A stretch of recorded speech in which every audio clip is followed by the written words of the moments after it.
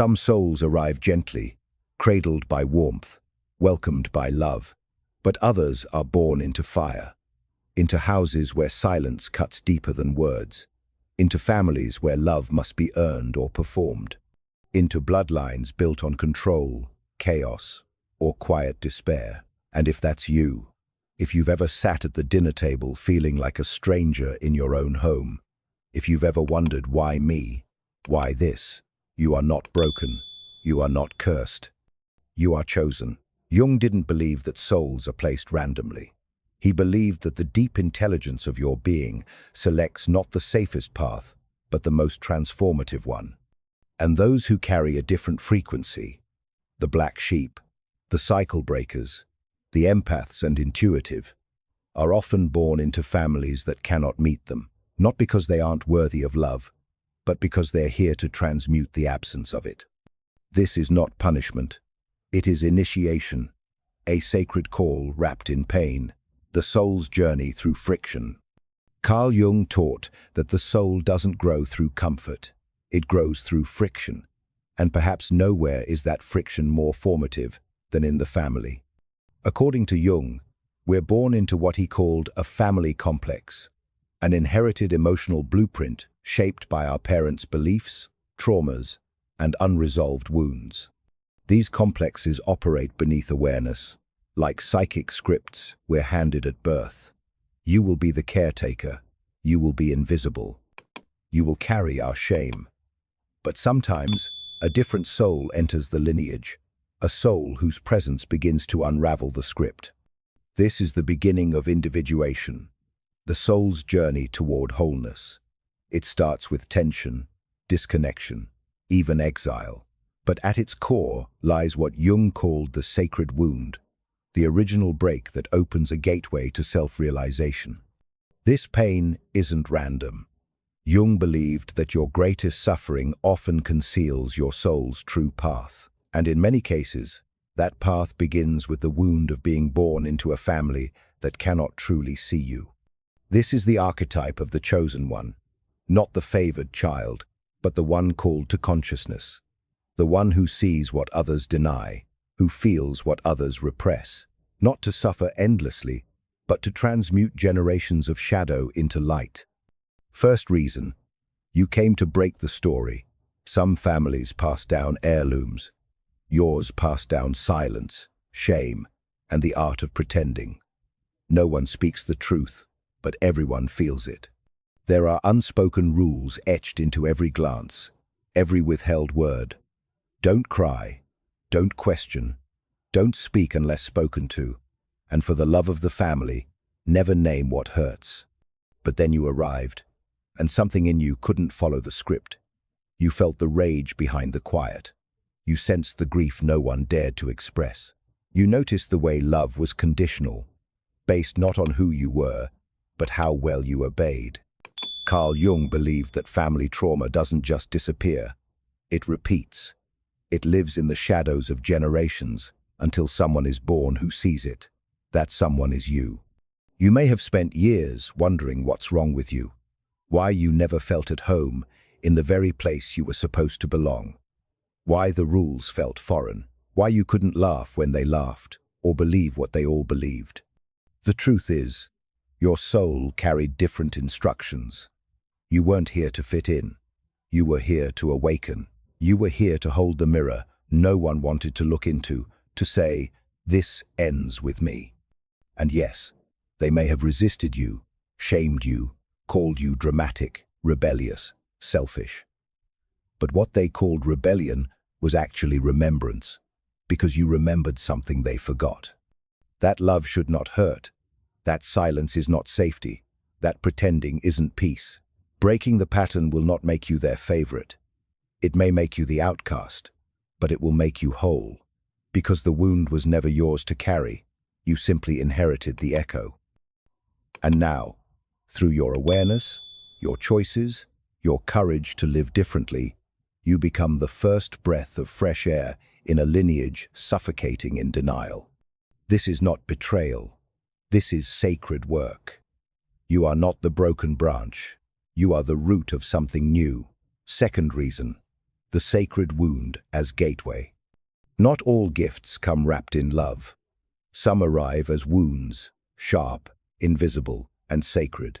You may not remember the first time you felt it, but somewhere along the way, the world taught you that you were too much, too emotional, too intense, too soft, too wild, too real. Or maybe not enough, not worthy of attention, not safe to be seen. And so you split. You learned how to smile when you wanted to scream. You learned how to shrink to fit the room. You became what was needed, a caretaker, a peacekeeper, a shadow of your own soul. Carl Jung called this the sacred wound, a rupture in the psyche that doesn't just hurt, it hollows. But in that hollow, something begins to stir. The self, your wholeness, begins its slow emergence. The child who watched quietly, the one who noticed the subtle shifts in tone, who could sense when love was about to turn, who became fluent in tension, that child wasn't weak. They were becoming wise. Jung believed that the wound is where the light enters. Not the light of perfection, but the light of awareness, of depth, of soul. So many who are born into toxic families carry this invisible inheritance, a sensitivity so acute it feels like a curse. But what if it isn't? What if it's the very thing that will save you? Because pain, when faced, becomes power.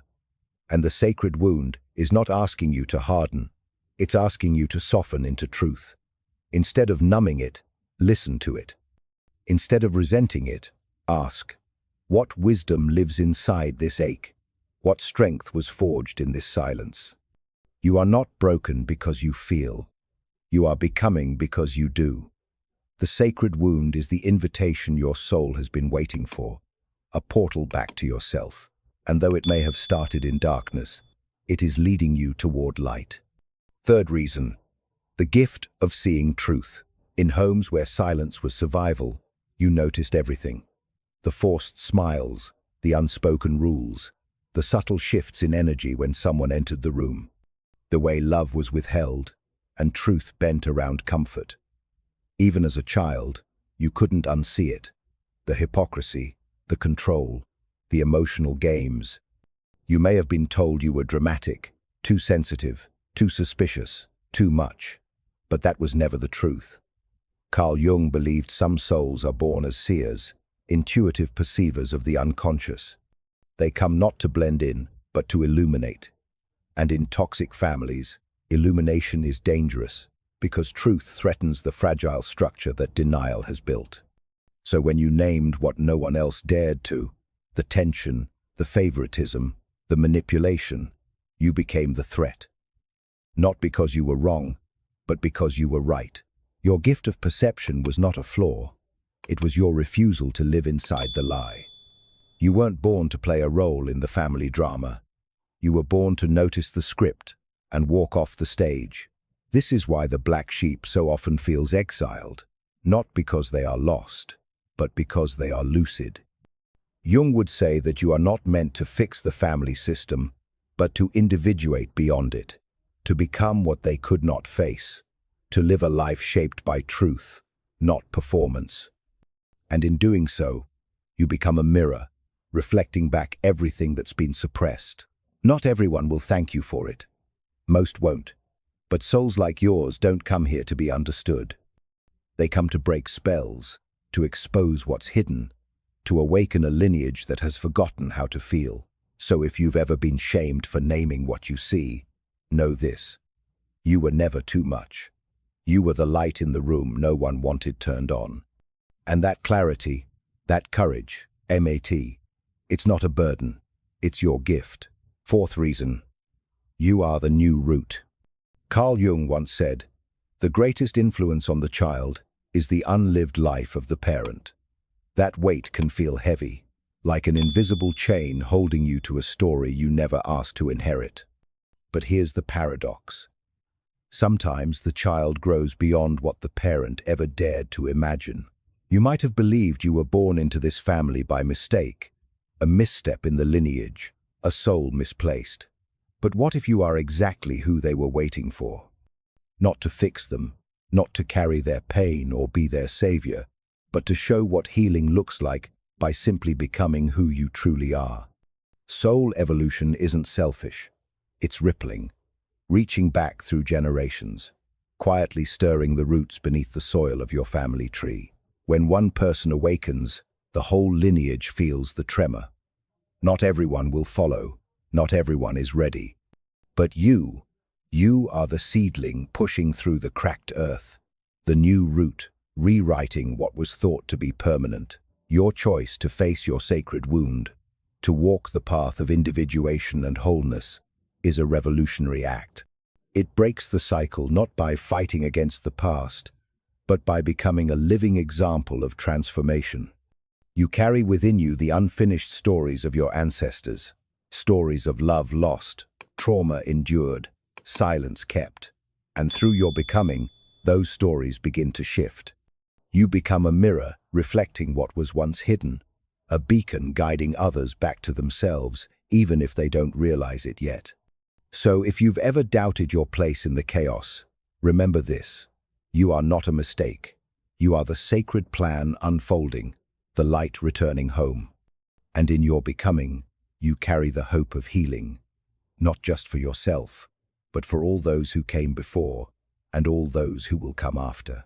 The sacred work continues. Your healing is not a selfish act. It is sacred work for yourself, your ancestors, and the generations yet to come. This is how the chosen ones rise. Amen. Not with noise or fanfare, but quietly, courageously, from within. If you were born into a toxic family, know this: you were not cursed. You were chosen. Chosen to see what others could not.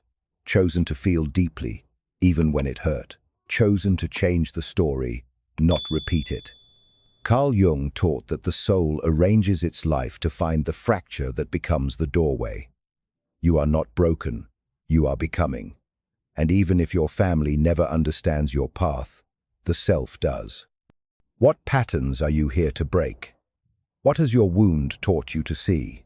What truth do you still fear naming? These questions hold the keys to your sacred work.